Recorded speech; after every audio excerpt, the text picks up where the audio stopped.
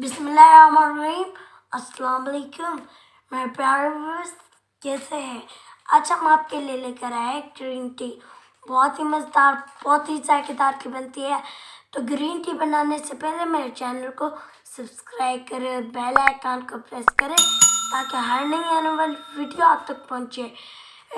और comments box में मुझे ये ज़रूर बताइएगा कि आपको हमारी वीडियो कैसे लगी। तो वीडियो की जानिब बढ़ते हैं। बिस्मिल्लाहिर्रहमानिर्रहीम।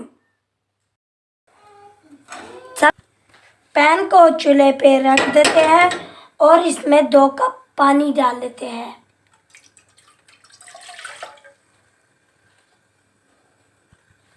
और इसको हम अच्छी तरह उबाल आने देते हैं। पानी हमारा अच्छी तरीके से उबल चुका है।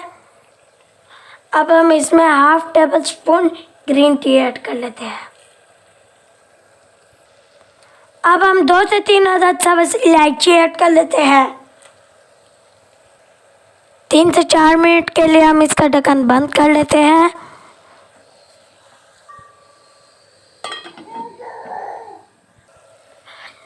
तीन से 4 मिनट हमारे हो चुके हैं। अब हम इसमें आखिर में 2 टेबल स्पून शुगर ऐड कर लेते हैं। और ग्रीन टी हमारा अच्छी तरीके से तैयार हो चुका है। अब हम इसे चम्मच की मदद से अच्छी तरह मिक्स कर लेते हैं।